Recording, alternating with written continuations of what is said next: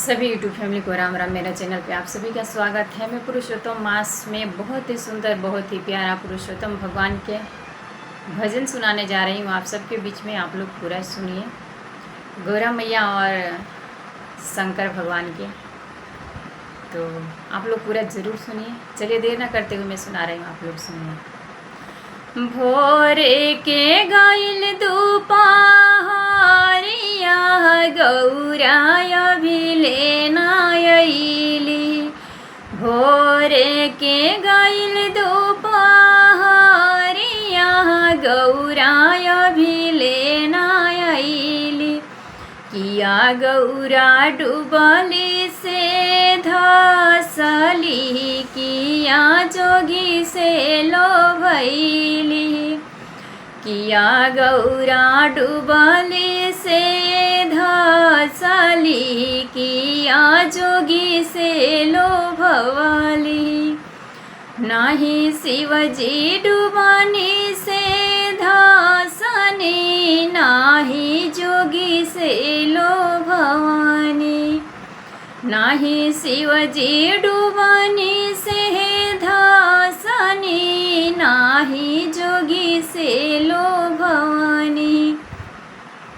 अरे पापा दुआरे का जमुना पनिए भरे गईनी। बाबा दुआरे कहा कुइया पनिए भरे गईनी। हरे भोरे के गइल दुपहरिया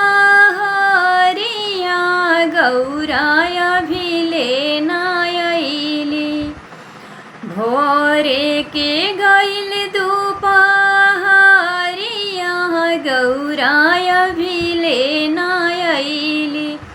किया गौरा डूबले से धसली, किया जोगी से लोभवाली। किया गौरा डूबले से धसली, किया जोगी से लोभवाली।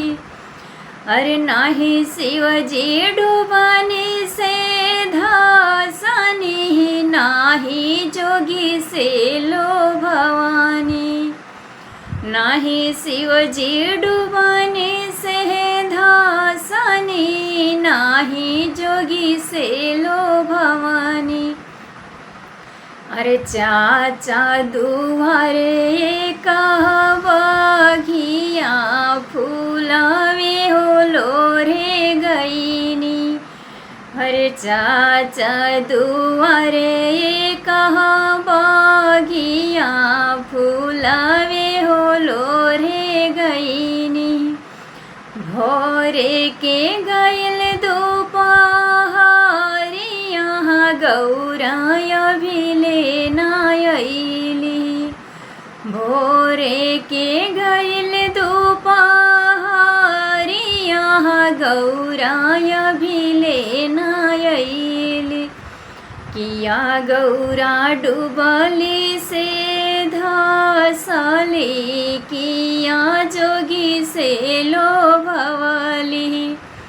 किया गौरा डूबली से धसली, किया जोगी से लोभवाली। नाही शिवजी डूबनी से धसनी, नाही जोगी से लोभवानी। नाही शिवजी डूबनी से धसनी, नाही जोगी से लोभवानी। अरे भैया दुआरे का मंदिर पूजावे हो करे गईनी। भैया दुआरे का मंदिर पूजावे करे गईनी। हरे भोरे के गइल दुपहरिया गौराय भिले नायली। किया गौरा उड़ाले से बुड़ाली, किया जोगी से लोभवाली, किया गौरा डूबली से धसली, किया जोगी से लोभवाली।